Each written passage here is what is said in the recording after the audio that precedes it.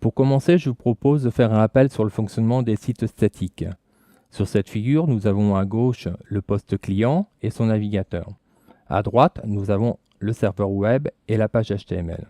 Pour illustrer son fonctionnement, nous allons voir le cas de figure d'un internaute qui désire consulter une page web. Celui-ci va saisir l'URL de cette page dans le navigateur.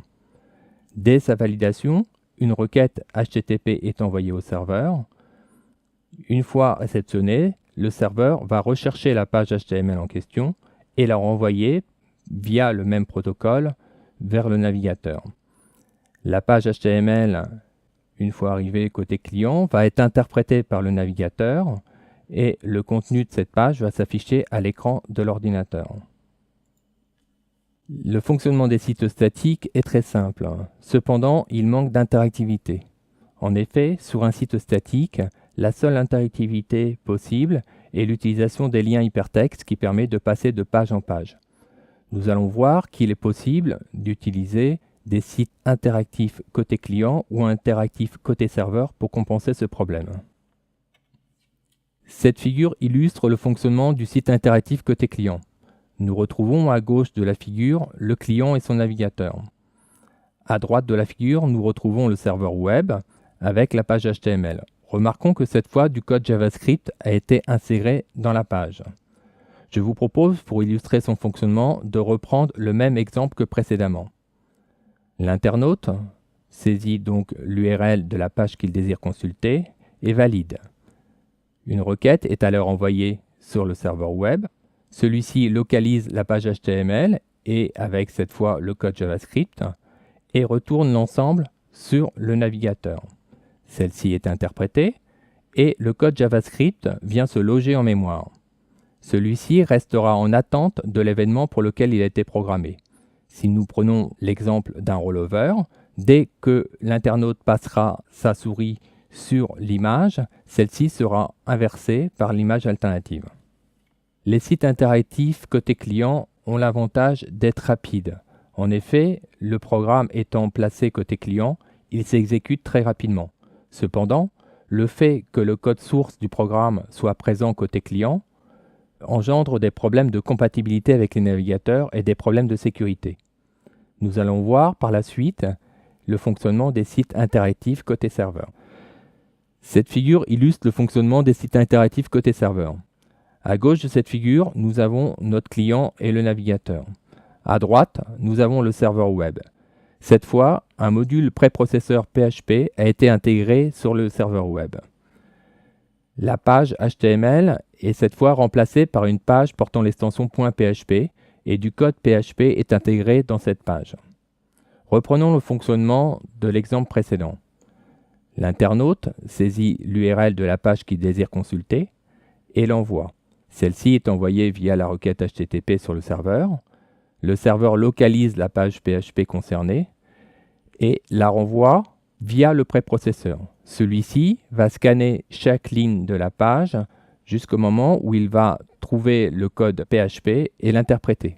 Le résultat de l'interprétation du code PHP va être ensuite envoyé sur le navigateur. Il faut bien comprendre qu'à ce niveau, la page HTML envoyée ne contient absolument plus de code PHP, mais uniquement le résultat de l'exécution du programme PHP.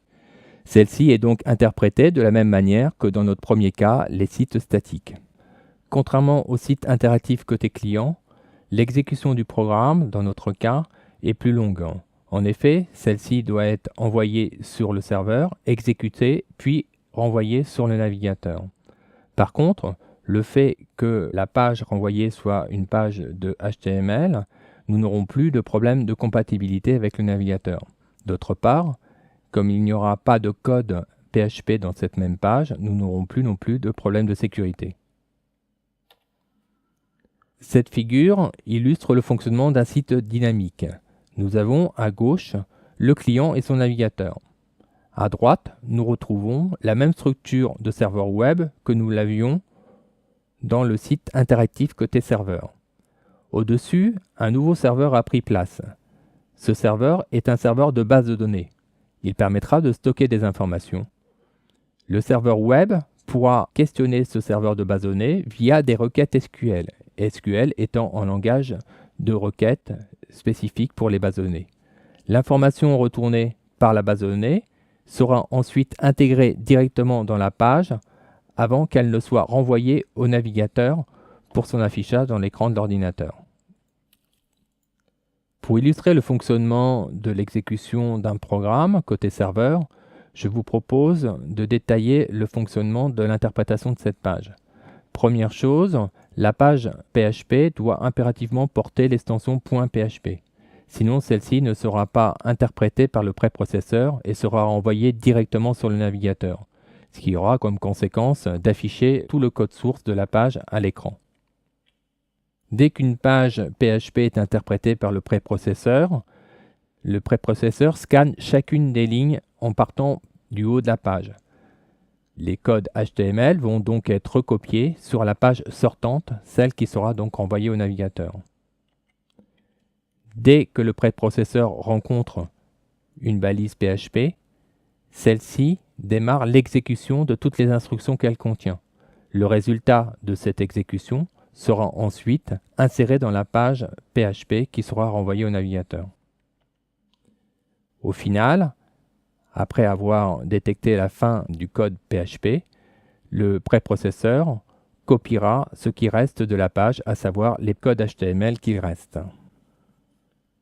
La page PHP résultante sera ensuite renvoyée au HTML et nous pouvons remarquer que cette page ne contient plus aucun code PHP, elle contient juste le résultat de l'exécution du programme.